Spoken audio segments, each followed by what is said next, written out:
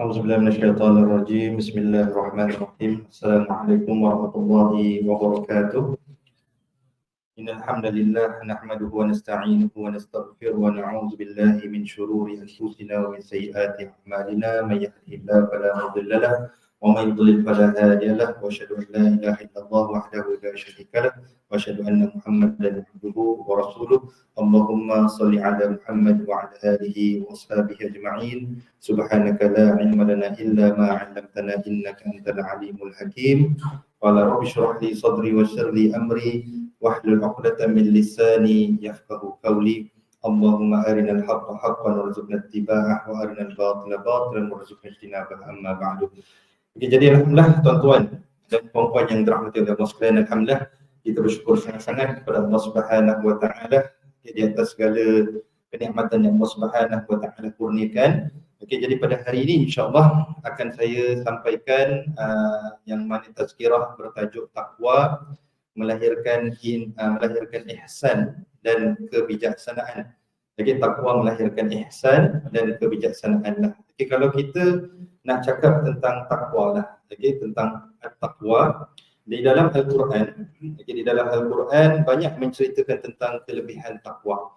Okey, ada di antaranya di dalam Al-Quran yang di mana Allah Subhanahu wa taala memerintahkan kita untuk menjalankan ibadah berpuasa la'allakum tattaqun, agar kamu menjadi orang-orang yang bertakwa kepada Allah Subhanahu wa taala. Jadi itu adalah di antara kita katakan pesanan Allah Subhanahu wa taala untuk orang-orang yang menjalankan berpuasa, okey, agar mencapai ketakwaan di sisi Allah Subhanahu wa taala. Tapi ada satu ayat di dalam Al-Quran, okey, yang saya tertarik, yang saya ingin kongsikan sama-sama tuan-tuan dan puan-puan sekalian, okey, berkenaan dengan takwa pada hari ini. Okey, tentang manusia ni memang perlu ada takwa, memang perlu ada ihsan, dan juga memang perlu ada kebijaksanaan.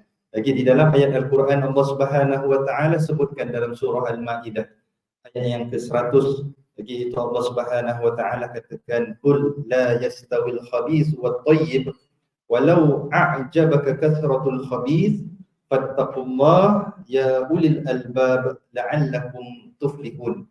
Lagi itu bermaksud qul la yastawil khabith wat thayyib, itu katakanlah wahai Muhammad sallallahu alaihi wasallam, okey, katakanlah tidak sama yang buruk itu dengan yang baik. Okey, tidak sama yang buruk itu dengan yang baik. Meskipun banyaknya yang buruk itu menarik hati kamu, maka bertakwalah kamu kepada Allah Subhanahu wa taala wahai orang-orang yang berakal, agar kamu mendapat keberuntungan di sisi Allah Subhanahu wa taala. Okey, jadi di dalam ayat ini Allah Subhanahu wa taala menyampaikan kepada Nabi kita Muhammad sallallahu alaihi wasallam, itu agar dia pandai membezakan bahawasanya yang buruk itu tidak sama dengan yang baik.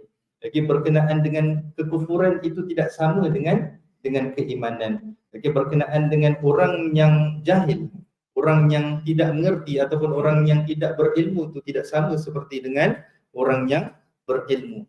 Kegelapan tidak sama dengan cahaya, dan harta yang haram ataupun perkara-perkara yang haram itu tidak sama dengan perkara-perkara yang halal. Okey, jadi maka di sini Allah Subhanahu wa taala ingin mengingatkan kepada kita, janganlah kita tertipu dengan jumlah keburukan yang melebihi jumlah kebaikan. Maksudnya ukurannya bukanlah dengan banyak ataupun sedikitnya orang melakukan sesuatu perkara itu untuk melambangkan kebenaran. Jadi untuk melambangkan kebenaran itu, walaupun sedikit yang mengamalkannya, kalau itu adalah benar-benar datangnya daripada Allah, kalau itu benar-benar datangnya daripada Nabi kita Muhammad sallallahu alaihi wasallam, maka itu adalah kebenaran, walaupun ramai orang yang berpaling daripadanya. Jadi ini menunjukkan tentang kebijaksanaan. Jadi ini juga menunjukkan tentang pentingnya ilmu. Jadi ini yang mana Allah Subhanahu wa taala suruh orang yang bertakwa. Yang bertakwa kepada Allah Subhanahu wa taala, orang yang memiliki akal yang sihat. Okay? Dan taatilah perintah Allah dan jauhilah segala larangan-larangan Allah Subhanahu wa taala. Jadi kepentingan untuk kita mendapatkan ilmu sebelum beramal.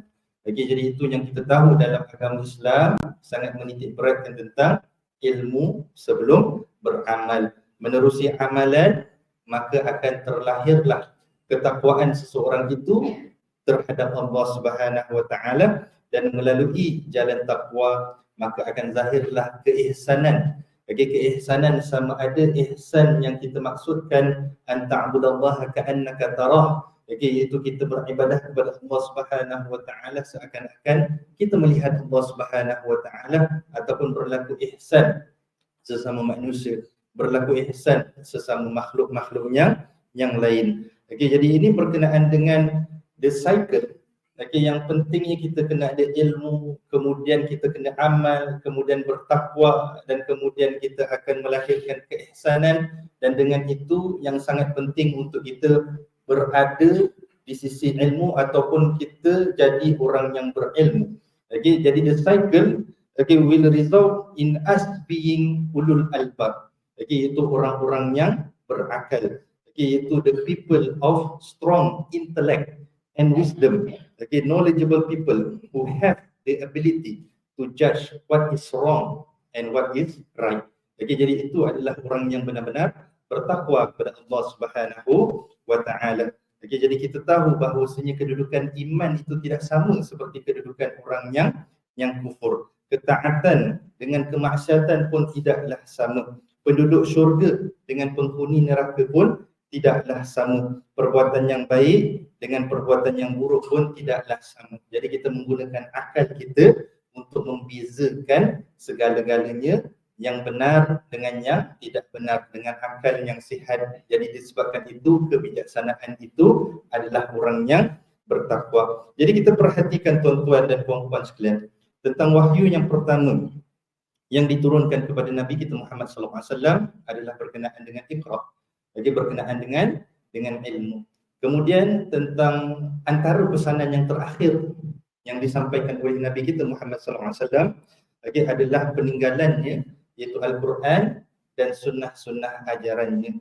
Jadi ilmu yang berada di dalamnya iaitu Al-Quran, iaitu mukjizat Nabi sallallahu alaihi wasallam yang masih kekal, yang ada sekarang ini, yang peninggalan Nabi sallallahu alaihi wasallam yang terakhir, namun ramai yang tidak mengambil faedah.